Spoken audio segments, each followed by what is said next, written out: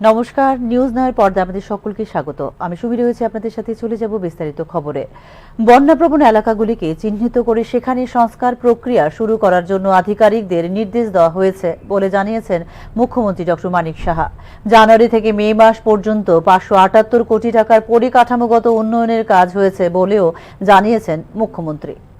উন্নয়নকে সর্বস্পর্শী করে তুলতে রাজ্যের প্রতিটি জেলা ও মহকুমায় গড়ে উঠছে উন্নত নাগরিক বান্ধব পরিকাঠামো। শিক্ষাঙ্গন, স্বাস্থ্য কেন্দ্র, মহকুমা শাসক অফিস কিংবা অগ্নি নির্বাপক কেন্দ্র বুনিয়াদী সকল পরিকাঠামোকে আধুনিক মানসম্পন্ন করে তুলতে বৃহস্পতিবার কুমারঘাট ও পেচারথল ব্লকে 10টি প্রকল্পের উদ্বোধন ও 5টি প্রকল্পের ভিত্তি স্থাপন করেন মুখ্যমন্ত্রী ডক্টর মানিক সাহা। এর মধ্যে ছিল কুমারঘাটে গীতাঞ্জলি প্রেক্ষাগৃহের ভিত্তিপ্রস্তর স্থাপন। বক্তব্য রাখতে গিয়ে রাজ্যের বন্যা প্রবণ এলাকাগুলিকে চিহ্নিত করে অবিলম্বে সেখানে সংস্কার প্রক্রিয়ার জন্য সংশ্লিষ্ট আধিকারিকদের নির্দেশ দেওয়া হয়েছে বলে জানিয়েছেন মুখ্যমন্ত্রী ডক্টর মানিক সাহা। এক্ষেত্রে নদীর ভাঙ্গনের বিষয়টিতেও গুরুত্ব দেওয়া হচ্ছে বলে জানিয়েছেন মুখ্যমন্ত্রী।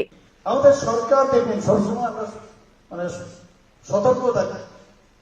গত বছরের যে এত বিভীষিকাময় যে বন্যা পরিস্থিতি হয়েছে, এর আগে তো হয়নি। তা আমি সমস্ত আধিকারিকদের আমি এই কথাটাই বললাম যে এটা একটা বেঞ্চমার্ক, এর উপর ভিত্তি করে আপনারা যেখানে এই যে বন্যার হওয়ার যে প্রবণতা যা এলাকাগুলো আছে সেগুলোকে আপনারা চিহ্নিত করুন। আমাকে একটু আগে মহোদয় বললেন যে এখানে সবচেয়ে বড় সমস্যা হচ্ছে যে নদীর ভাঙন। আমি বলি যে অলরেডি নদীর ভাঙন নেই। আমি স্পেশালি মিটিং করেছি, শুধু এখানে না, আরো কয়েক জায়গায়।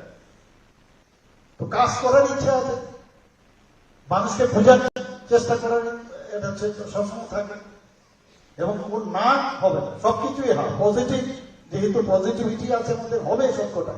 বিশেষ করে পরিকাঠামোগত উন্নয়নে জানুয়ারি মাস থেকে মে মাস পর্যন্ত গত 5 মাসে মোট 578 কোটি টাকার কাজ হয়েছে বলেও এদিন জানিয়েছেন মুখ্যমন্ত্রী ডক্টর মানিক সাহা। বক্তব্য রাখতে গিয়ে আর্টিফিশিয়াল ইন্টেলিজেন্স এর ব্যবহার রাজ্যে বাড়বে বলে জানিয়েছেন মুখ্যমন্ত্রী ডক্টর মানিক সাহা।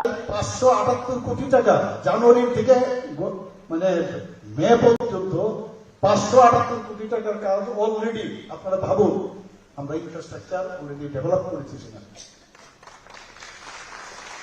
এখানে যদি আমি বলি যে কতটা দিন আমি কত জায়গায় আমি গেছি, শেষ করা যাবে না। এখানে এত কাজ আমরা করেছি। এখানে 12ই ফেব্রুয়ারি পশ্চিম জেলার জিরানিয়ার পরিবহন দপ্তরের 6টি উন্নয়নমূলক কাজ আমরা করেছি। 17ই জানুয়ারি 2025-এ বিলোনিয়ার মহকুমা হাসপাতালের নতুন ভবন, নিহারনগর প্রাথমিক স্বাস্থ্য কেন্দ্র। 20শে জানুয়ারি 2025-এ সিপাহীজলায় 122 কোটি টাকা পেয়ে আপনারা টিএমটি বাইরে সেখানে যে আমাদের মাদকা সত্য যে বিল্ডিং, সেখানে আমরা তারও ভূমি পূজন হয়েছে। 12ই ফেব্রুয়ারি আমরা যেটা জিরানিয়া পরিবহন দপ্তরের 6টি উন্নয়নমূলক প্রকল্পের ভিত্তিপ্রস্তর স্থাপন করেছি। সিপাহীজলা আমরা যারা অনেকের আছে লিমস তৈরি করা, নর্থ ইস্টের প্রথম এখানে লিমস তৈরি করা একটা এলএমকো, সেখানে আমরা প্রচুর কাজ আমরা এখানে করছি। আর্টিফিশিয়াল ইন্টেলিজেন্স যখন শুরু হবে, প্রযুক্তি এত ডেভেলপ করেছে যেখানে বসে মনে হবে যে আপনি এখানে বুঝে দেখছেন, এরকম হবে আগামী দিনে। আর্টিফিশিয়াল ইন্টেলিজেন্স নিয়ে ইন 5G আমি অলরেডি একটা বক্তব্য আমি রেখেছিলাম এবার দিল্লিতে আমাদের সামিটে নর্থ ইস্টে। সেখানে আর্টিফিশিয়াল ইন্টেলিজেন্স অনেক জায়গায় গেছে প্রযুক্তি।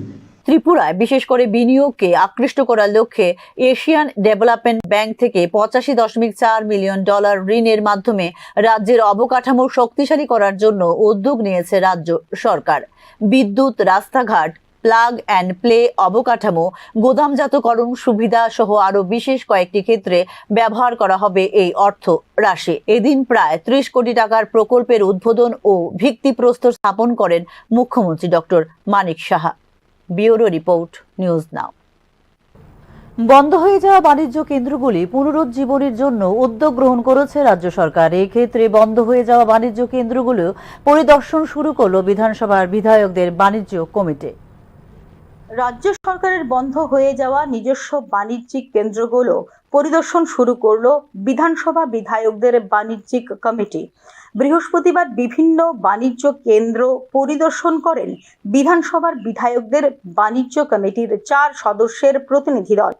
বন্ধ হয়ে যাওয়া নিজস্ব বাণিজ্যিক কেন্দ্রগুলো পরিদর্শন শুরু করার জন্য 13 মের বৈঠকে সিদ্ধান্ত হয় বলে জানিয়েছে বিধানসভার বিধায়কদের বাণিজ্য কমিটির প্রতিনিধি দলটি। লক্ষ লক্ষ টাকার জিনিসপত্র অব্যবহৃত অবস্থায় নষ্ট হচ্ছে বলে উঠে আসে প্রতিনিধি দলের এই পর্যবেক্ষণে। এসব জিনিসপত্র দিয়ে বিকল্প কোনো কিছু করা যায় কিনা সেই বিষয়টি নিয়ে পরিকল্পনা চলছে বলে জানিয়েছে প্রতিনিধি দলটি। কমিটি গত 13 তারিখ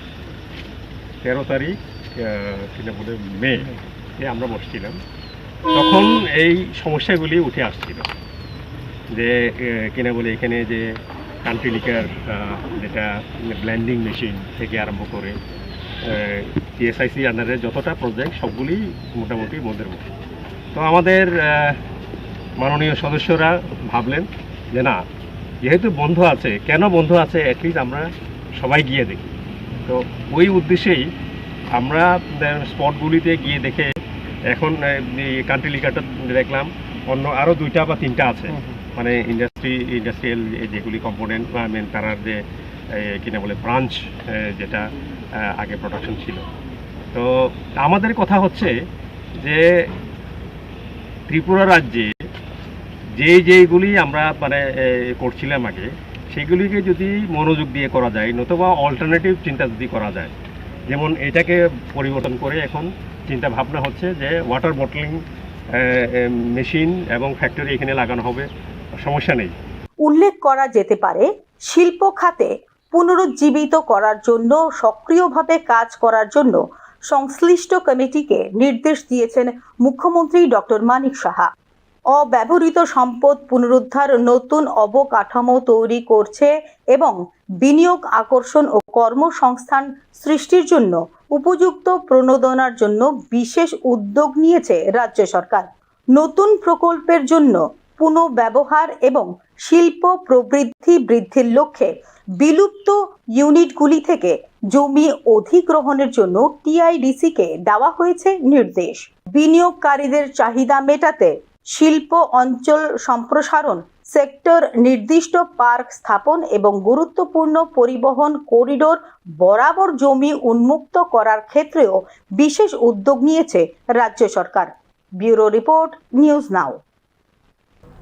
আন্দোলনের নামে আবারও এক প্রস্ত দুর্ভোগের শিকার হলো শহর আগরতলা। আন্দোলনের নামে অনেকটা তাণ্ডবই করল রিকশা শ্রমিক সংগঠন। এই ক্ষেত্রে প্রশাসনের ভূমিকা নিয়েও উঠছে প্রশ্ন। আন্দোলনের নামে আবারও একবার চরম অসুবিধার সম্মুখীন হলো শহর আগরতলা এবং আগরতলাবাসী। বিএমএস আশ্রিত রিকশা শ্রমিকদের কিছু দাবি আদায়ের লক্ষ্যে ডিএম অফিসে ডেপুটেশনকে কেন্দ্র করে আইজিএম হাসপাতালের সামনে রিকশা চালকদের উচ্ছৃঙ্খল তাণ্ডবে নাজেহাল হতে হয় সাধারণ মানুষকে।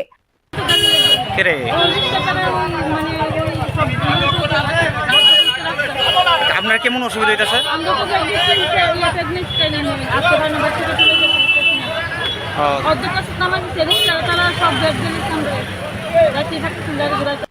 তো কেমনে যাইতেছেন?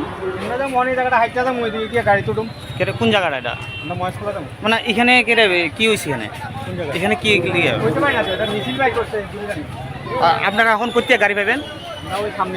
এখানে কি গাড়ি নাই?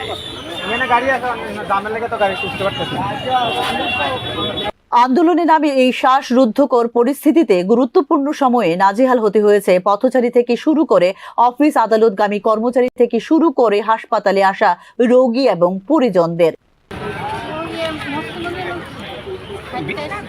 এখানে জানে কাল লাগে আইছে, মানে বিড়ের লাগে কোনো কষ্ট হয়েছে না? এতে কিরকম কোথেকে আইছে না? এই বিড়ের লেগে পুরাটা কি জাম হয়ে রয়েছে? এটা কোন জায়গা? এটা কিরকম? আচ্ছা, কোন জায়গাতে আছে? আন্দোলনের নামে তাণ্ডব বা উত্তেজনাকর পরিস্থিতি সৃষ্টি করার ক্ষেত্রে প্রশাসনের ভূমিকা নিয়ে বরাবরই আঙ্গুল তুলছেন সাধারণ মানুষ। গুরুত্বপূর্ণ অফিস, আদালত, এমনকি হাসপাতালের সামনেও প্রশাসনিক নিষ্ক্রিয়তার দুর্ভোগের শিকার হতে হচ্ছে সাধারণ মানুষকে। এই ক্ষেত্রে বিশেষভাবে প্রশ্ন উঠছে পুলিশ প্রশাসনের ভূমিকার উপর। বৃহস্পতিবার রিকশা শ্রমিক সংগঠনের তথাকথিত আন্দোলনে কয়েক ঘন্টার জন্য স্তব্ধ হয়ে পড়ে গুরুত্বপূর্ণ হাসপাতাল এবং অফিস আদালত চত্বর। ব্যুরো রিপোর্ট, নিউজ নাও। এখনকার মতো সংবাদ এই পর্যন্তই। পরবর্তী সংবাদ দেখতে চোখ রাখুন নিউজ নামের পর্দায়। নমস্কার।